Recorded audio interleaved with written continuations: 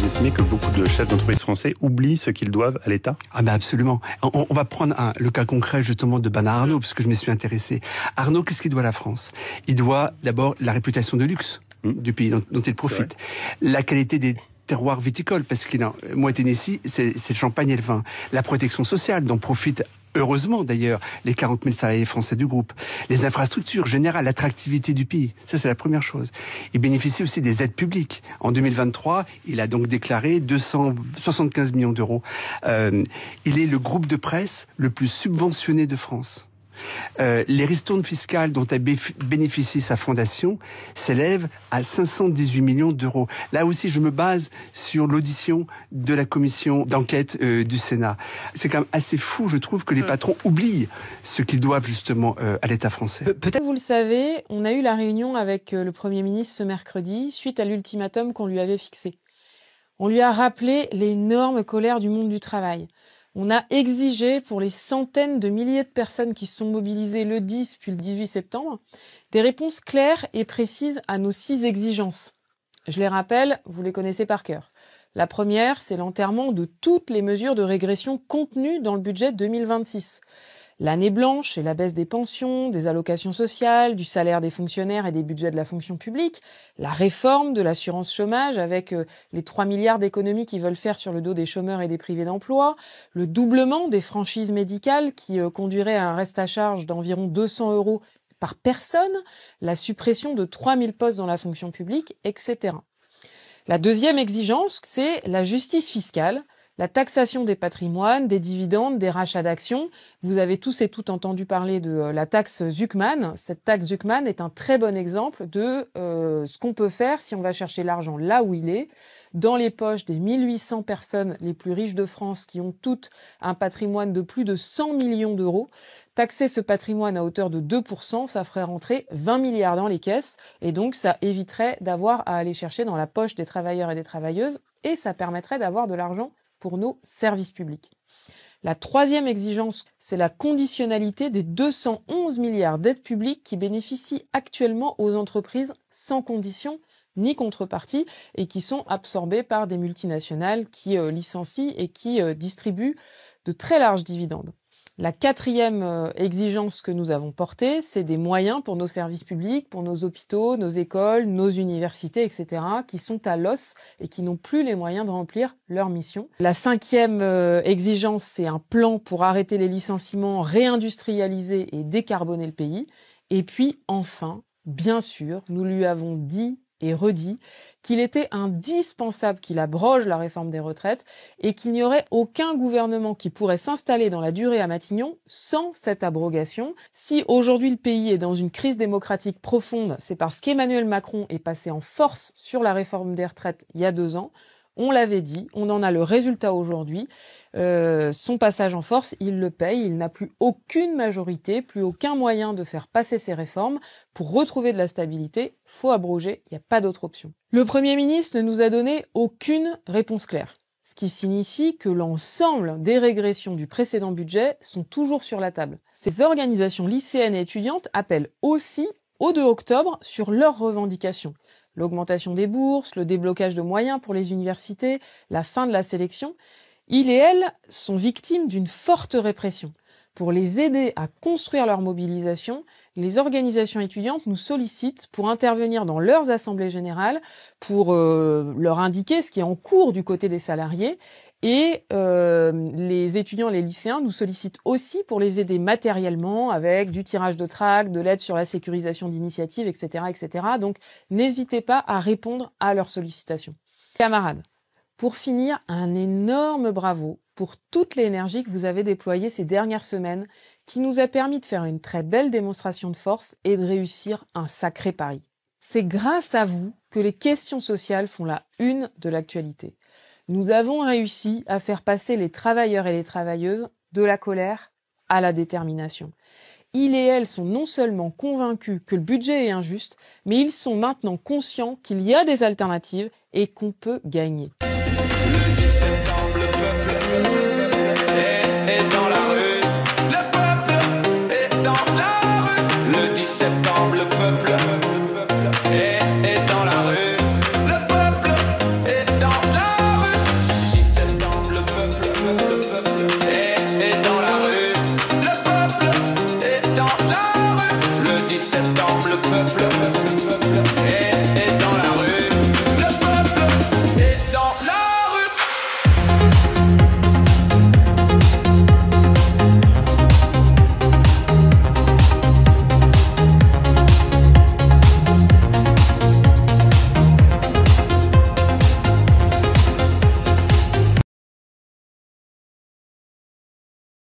Quand on y pense, ça fait quand même des semaines qu'on est à fond sur Telegram, en manif, sur les blocages, sur les grèves. Alors dans cette vidéo, juste pour cette vidéo, on va faire un petit stop et regarder ce qui s'est passé derrière nous et quelles leçons on peut en tirer. Aujourd'hui, on se pose et on réfléchit un peu. Dans cette vidéo, vous allez voir 5 analyses du mouvement social qu'on est en train de vivre. Ça peut vous aider à le comprendre et surtout à quoi faire pour la suite. Une vidéo à largement partager autour de soi, notamment sur les boucles Telegram, pour qu'on puisse tous prendre le temps de réfléchir, de savoir ce qu'on fait et de savoir ce qu'on veut faire. Première analyse de cette vidéo, on se bat sur le temps long. Là, je sais pas si tu as vu, mais tu as l'intersyndicale qui a posé un ultimatum pour mercredi et en vrai, Macron, il a rien lâché, rien cédé. La vérité, c'est que la guerre économique est de plus en plus rude avec la crise qui se renforce, la pression de la dette, des investissements, des marchés, le tout contrôlé par des gens de plus en plus puissants et de moins en moins nombreux, et ben ça finit par peser. L'État français aujourd'hui refuse de s'attaquer à la propriété, même lorsqu'elle est hyper concentré. Ce qui fait que Macron, il se retrouve piégé en réalité. S'il taxe les ultra-riches, il perd le soutien de la classe dominante qui le maintient au pouvoir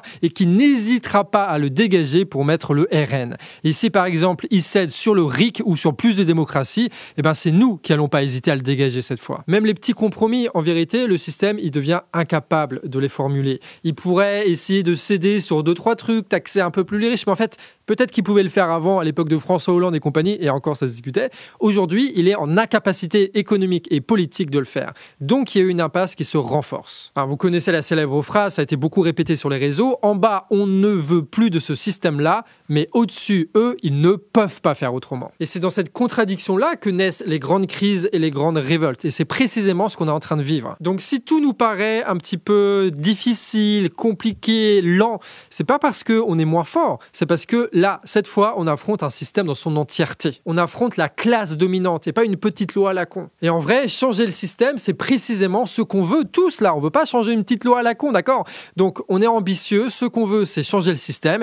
Et il faut accepter que changer le système, ça se fait étape après étape et que parfois, ça prend du temps. Lise, le mouvement des indignés, là, bloquons tout, on n'est pas assez structuré aujourd'hui pour être véritablement autonome. Et ce qui le révèle bien, c'est notre incapacité à poser des dates. Localement, on a des actions, mais sans structure régionale ou nationale, on ne peut pas se mettre d'accord pour des grandes actions coup de poing, par exemple. Le 10, c'était un truc qui a été balancé sur les réseaux sociaux, sur Telegram. Le 18, c'est les syndicats. Et même pire, le 21, c'était des youtubeurs. Super. Et depuis, en vrai, eh ben plus rien. Alors si, il y a l'intersyndicale, mais on a vu les problèmes durant le mouvement des retraites. Ils vont négocier, quitter la table, repartir sur un jour de grève, ou alors une manif, ou un truc comme ça, et puis en fait, personne ne va suivre la grève, il n'y aura pas d'AG qui vont s'organiser, d'autant que dans l'intersyndicale, il y a des méfiances qui sont légitimes. Hein. Tu as la CFDT, évidemment, mais aussi une partie de la CGT, que représente bien Sophie Binet, qui n'a ni les moyens, ni la volonté d'aller plus loin ou de déborder. L'intersyndicale va essayer de nous contenir dans un cadre qui permette les négociations, et ces négociations-là, elles vont échouer pour les raisons de la première analyse, il n'y a pas de petite victoire à gagner. Mais sauf que nous, on va pas juste s'en plaindre, il faut trouver des solutions par rapport à ça, et des solutions. Alors, tu as d'autres dates qui sont en circulation, tu as le 2 octobre, tu as le 12 octobre, tu as l'anniversaire des Gilets jaunes, tu as des sondages qui sont envoyés sur les boucles Telegram pour savoir quel jour on peut bouger. Donc des dates, on va en avoir. Mais ce qui est important dans le fait de poser nous-mêmes des dates dès maintenant, c'est que ça nous force à nous structurer pour qu'au moment où on va pouvoir dépasser l'intersyndicale et aller véritablement dans un mouvement qui est radical, qui est intéressant, qui propose des choses nouvelles, à ce moment-là, on va pouvoir le faire comme on n'a jamais été capable de le faire pendant des mouvements retraite. Alors pour le mouvement Indignons-nous, là, les dates c'est important, la structuration, ça l'est encore plus, hein. Les dates permettent de se structurer, mais en vrai, il y a d'autres enjeux que ça. Troisième analyse, le danger de juste poser des dates, c'est ce qu'on appelle l'épuisement. Ouais, on connaît bien ça. Tu vois, genre pédaler encore et encore jusqu'à être trop crevé pour que ça tienne, sans parler ni des revendications, ni cherchant à toucher de nouvelles personnes, hein. Juste date après date, action après action, se perdre dans la logistique et se perdre dans des trucs qui n'ont de moins en moins de sens, on est de moins en moins nombreux et on finit, oui, logiquement, par abandonner. Mais en même temps, que faire si ce n'est des grandes journées d'action? Il y a deux trucs qu'on peut faire. Et la première chose à faire, évidemment, c'est faire des petites journées d'action, que ce soit au niveau local, département ou régional. On peut aussi très bien faire des actions à 10, à 15, à 20. Que ce soit des blocages de grandes boîtes, des interruptions théâtrales dans France Travail, des grandes fêtes locales et des soutiens aux piquets de grève. Il faut vraiment s'enlever de la tête que le mouvement social, c'est ce que nous ont appris les syndicats, c'est-à-dire faire la grève et vu qu'on n'y arrive pas, faire des manifestations. Il y a autre chose à faire que des manifestations. Qu'est-ce qui va pas, Yoann? Expliquez, c'est quoi votre panneau là? En fait, on fait des auditions citoyennes. Donc en fait, on va, au lieu d'aller tracter, on va demander aux gens comment ils vont, qu'est-ce qu'ils font qu'est-ce qu'ils pensent de la situation du pays et qu'est-ce qu'ils feraient s'ils étaient présidents, ce genre de choses. Et ça, on peut le faire auprès des passants, c'est ce qu'on a appris. Mais on a découvert aussi, la dernière fois à Guingamp, qu'on pouvait le faire entre militants. Ça nous permet de discuter en vrai. Et on peut le faire aussi avec des syndicalistes en lutte. Avec comme objectif, discuter politique encore et encore pour trouver de nouveaux alliés et surtout élaborer des revendications qui soient claires en se posant comme question: quelle revendication est à la fois ambitieuse et stratégique pour le mouvement? Mais les revendiquer, non pas parce qu'on croit que Macron va nous les accorder, mais les revendiquer pour construire un petit programme politique, quelque chose qui ressemble à ça, pour unir les gens et se dire « Ok, c'est ça qu'on veut tous ensemble ». Et c'est parce qu'on sait ce qu'on veut et qu'on sait que les autres à côté veulent la même chose pour ce mouvement-là qu'on va pouvoir durer dans le temps aussi et se faire confiance. Donc en vrai, faire un média qui soit orienté sur l'action, un média-action, c'est pas con comme idée. Imaginez que tu as des dizaines de petits canards réfractaires partout en France, totalement indépendants, capables d'informer sur les luttes en temps calme et de remobiliser tout le réseau militant dès que la lutte collective reprend. Tout notre travail de réseau dans le mouvement va pouvoir se pérenniser dans ce média-là, et ça de manière bien plus efficace que ces fichues boucles Telegram. Et puis la dernière réforme des retraites et la politique, notamment saute-mouton de l'intersyndicale avec la CGT qui était totalement d'accord avec ça, tu as beaucoup de gens dans les syndiqués qui reprochent ce genre de stratégie et qui veulent aller plus loin. Et ces syndiqués, on les connaît, hein, c'est ceux qui sont beaucoup présents par exemple dans la CGT et Minergie, c'est Sudrail, ce sont les sections de la SNCF, de la RATP, de la fonction publique ou de la santé. Et aussi d'une autre façon, c'est pas exactement pareil, mais la Confédération paysanne. Et surtout, ce sont des gens dans ces syndiqués de salariés qui font grève. Donc c'est eux qui perdent le pognon, c'est eux qui font vivre le mouvement et qui lui donnent un peu d'intérêt par la grève. Et donc c'est des gens qui voudront peut-être aller plus loin et avec qui on va pouvoir s'allier. Et quand je dis s'allier, c'est pas un pacte de sang de la vie jusqu'à la mort, hein, d'accord? C'est genre sur des actions précises, sur des piquets de grève précis, sur des jours de mobilisation précis, faire des choses ensemble pour dépasser le cadre de l'intersyndicale et aller plus loin, parce que ces branches radicales des syndicats et nous le mouvement social, c'est ce qu'on veut faire. Et ça se construit aussi, quoi. Donc nous, on vous invite, c'est ce qu'on a fait en Bretagne, à Guingamp, en Côte d'Armor, tout ça, c'est aller voir les piquets de grève. C'est très facile, hein, c'est vous demandez à un gars de la CGT, voilà, qui est à peu près cool, lui il vous envoie les infos de où sont les piquets de grève et vous y allez. Vous y allez au maximum possible et vous discutez avec eux au maximum et essayons de proposer des choses ensemble, des prises de parole, rejoindre sur d'autres actions, d'autres piquets, d'autres blocages, en parler dans vos médias de lutte, faire en sorte que eux puissent venir dans vos actions pour qu'ils puissent parler de ce qui se passe à EDF, de ce qui se passe dans la fonction publique, etc. Bref, dans ce mouvement, osons être stratégiques comme on l'a jamais été. Donc si on résume, le combat va être long parce que c'est la situation politique et économique qui l'exige. On peut gagner en indépendance, mais ça grâce à la structuration et on va en avoir grandement besoin dans les semaines à venir. Plus on sera précis dans les revendications grâce à un vrai travail de réflexion, plus on sera clair et plus on pourra rassembler large et durer dans le temps. On peut créer des médias d'action au bon moment et se faire aussi des alliés. Et c'est pas des analyses qui sont très ambitieuses, hein, comme vous voyez, c'est juste des clés de réflexion. On vous met ça dans la tête et vous pouvez partager ça autour de vous, comme ça peut être le début des conversations que vous allez prolonger et concrétiser par des actions. Et toi, tu veux soutenir ce média action né il y a quelques temps déjà et qui grandit encore et encore et qui essaye d'être utile pour la lutte, tu peux le faire en nous finançant directement sur Tipeee. Sur ce, des bisous et à la prochaine.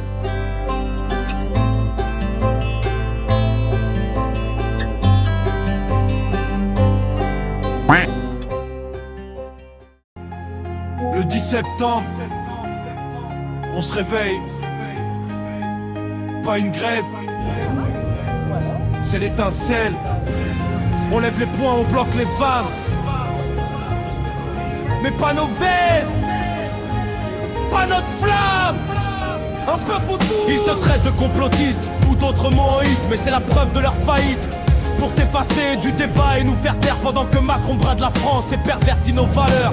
Trop de ministres mis en examen, mais ils sont toujours là à nous parler d'exercice démocratique. Mais c'est une mise en scène cynique. Ils opposent policiers et soignants et nous divisent pendant que les riches accaparent tous les pauvres. Trinquent les puissants trinquent et le Sénat déborde de grains indécents. Le 10 septembre on se réveille, pas une grève c'est l'étincelle. On lève les poings, on bloque les vannes, mais pas nos veines, pas notre flamme. Un peuple debout, populaire et éveillé, solidaire, différent mais unis. Devant l'injustice affichée, notre élan comme une marée va breuver nos sillons et tout nettoyer.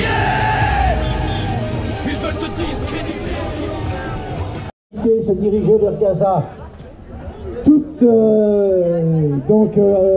Ces gens étaient là pour briser le blocus qui affame la population palestinienne et qui fait mourir les femmes, les enfants, les vieillards. Ces bateaux, ils contenaient de l'aide humanitaire, du lait, des couches, des jouets, des béquilles, des prothèses.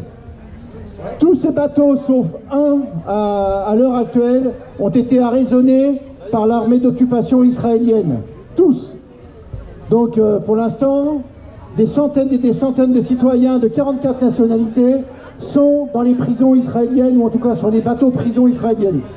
Donc, ce soir, à 18h30, place du 8 septembre, il y a un rassemblement pour protester contre cet acte de piraterie et pour soutenir nos camarades injustement emprisonnés. D'ailleurs, citons un seul de ces camarades qui est de Besançon, qui s'appelle Mustapha, et qui a été arrêté sur le même bateau que celui de Rima Hassan.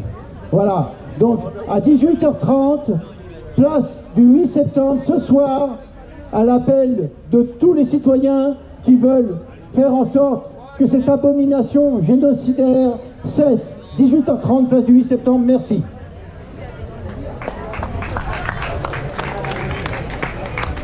Et ouais.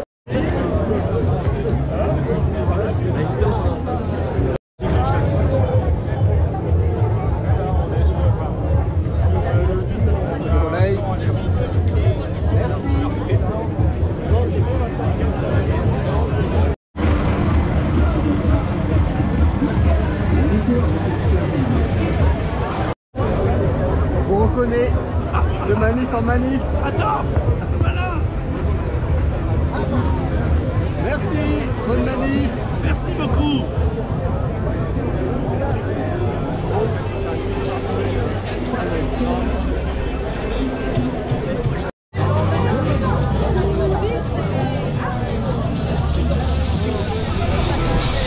Au niveau des l'abondation de l'âge légal à la retraite, de départ à la retraite de 34 ans, des moyens pour lutter contre la précarité, notamment celle des étudiants, des investissements pour une transition écologique juste et la réindustrialisation de la France, et des mesures contre les licenciements.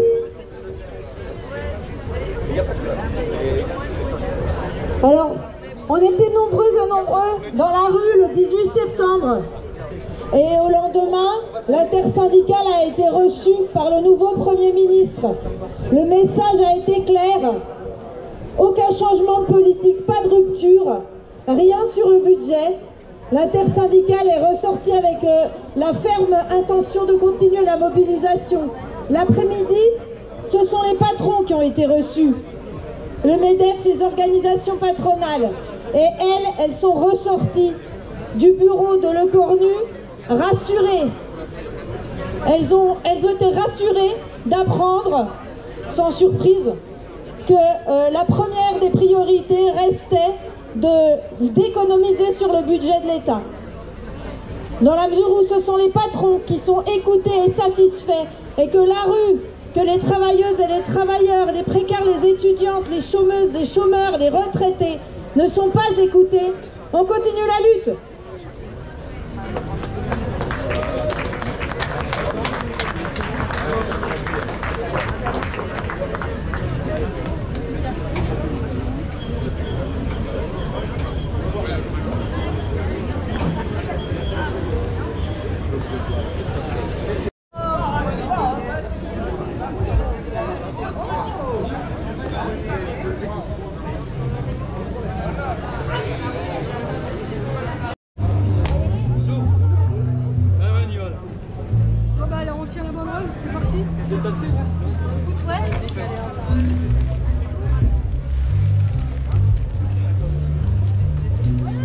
Allez, je suis sûr que pour vous aussi, vous n'avez pas envie de vous taire.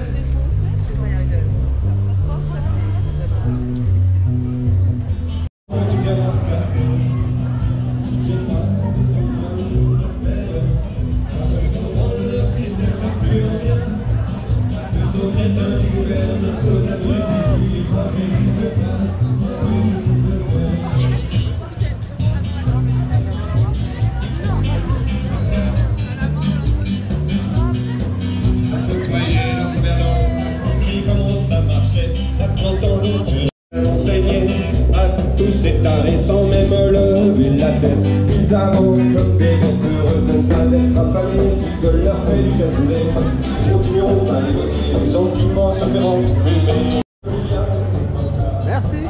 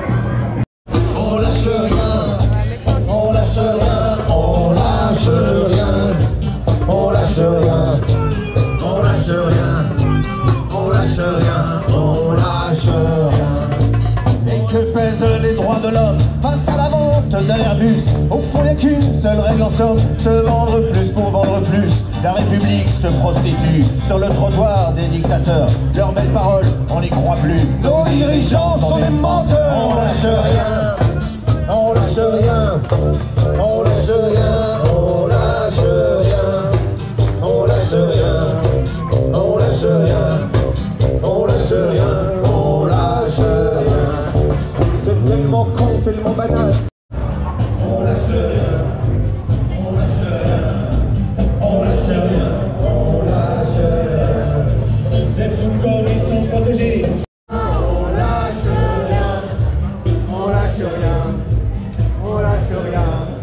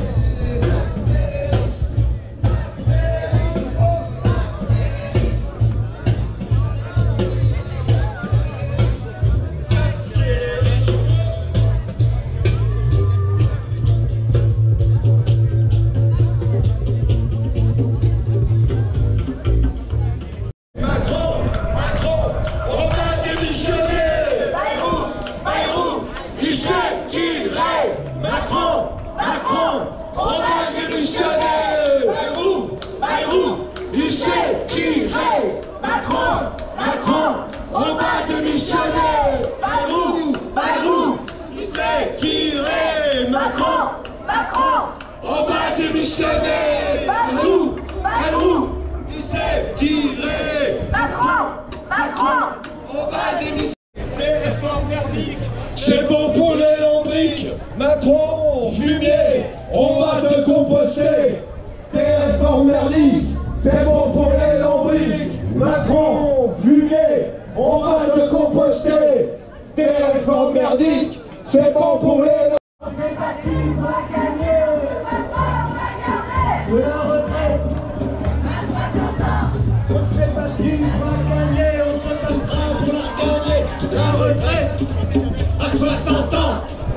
On s'est battu pour la gagner. On se battra pour la gagner. À ceux qui attaquent les droits LGBT, la rue répond résistance. À ceux qui veulent tuer les services publics, la rue répond résistance. À ceux qui prônent la cure d'austérité, la rue répond résistance. À ceux qui veulent démanteler la sécu, la rue répond résistance. Ah oui, ça fait.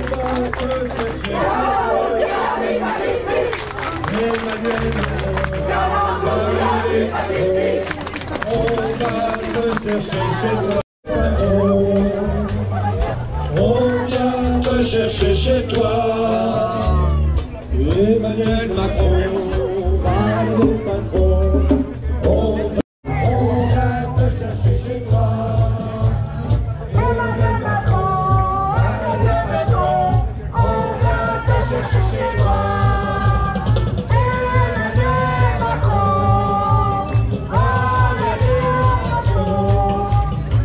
vient te chercher chez toi. Emmanuel Macron,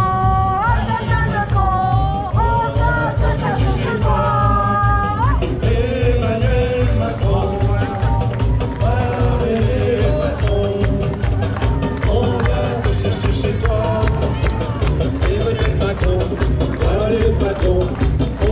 Emmanuel Macron, chercher chez nous.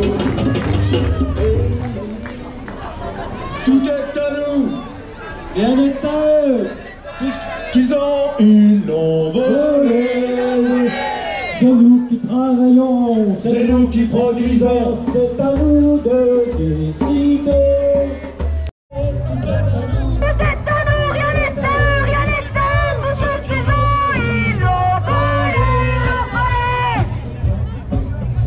C'est nous qui provisons, c'est à nous de décider. Tout est à nous, ce qu'ils ont, ils l'ont volé. C'est nous qui produisons, c'est à nous.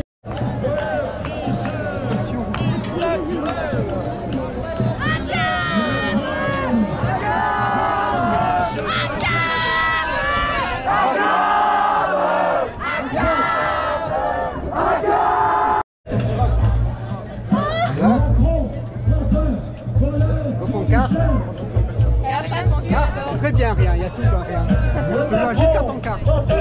Voleur, tricheur, naturel. Le Macron.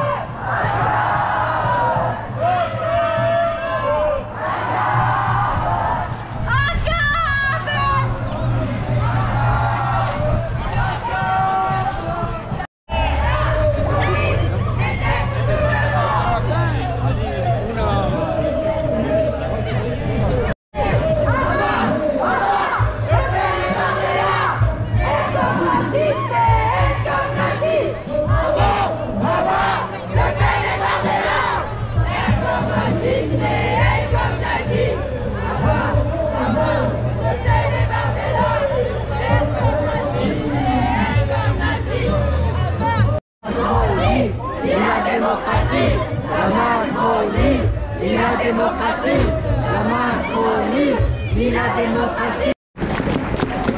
Nous sommes tous des enfants de Gaza. Nous sommes tous des enfants de Gaza. Nous sommes tous des enfants de Gaza. Nous sommes tous des enfants de Gaza.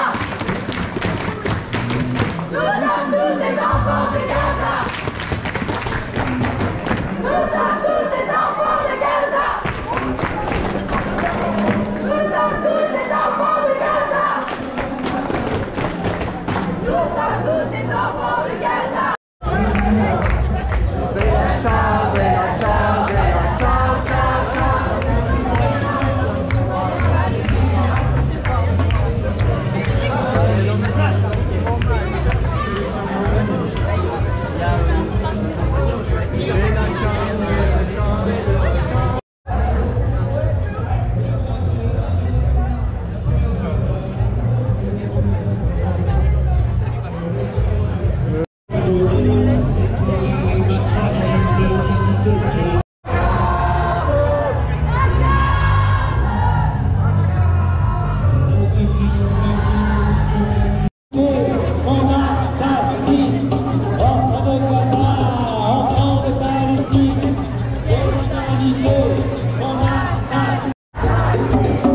Enfants de Gaza, enfants de Palestine, c'est l'humanité.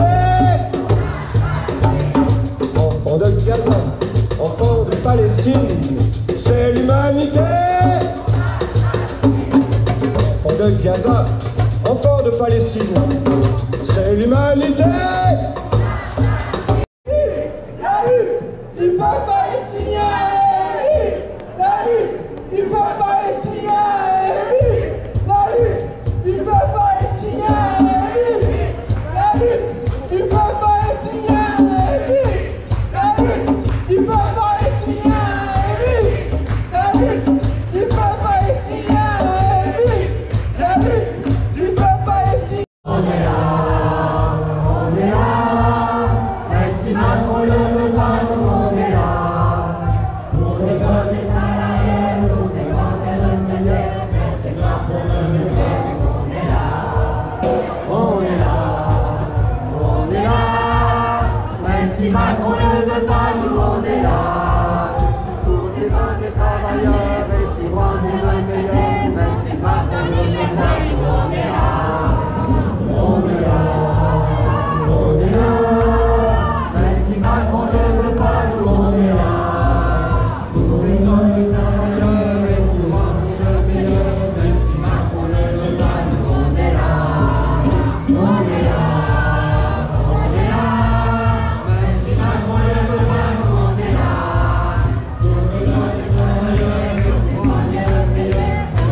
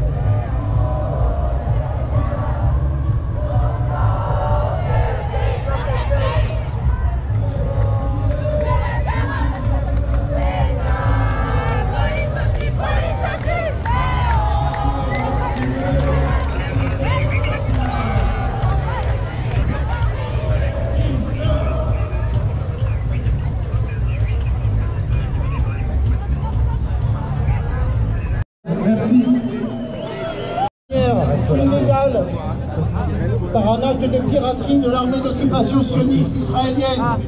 Donc ce soir, 18h30, place du 8 septembre, il faut être nombreux pour protester contre cet acte de piraterie, cet acte terroriste.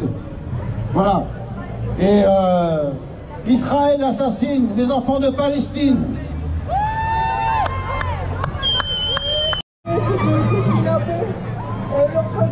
Qui viennent au public. Et venez nombreux ce soir, s'il vous plaît, à 18h30. Merci beaucoup.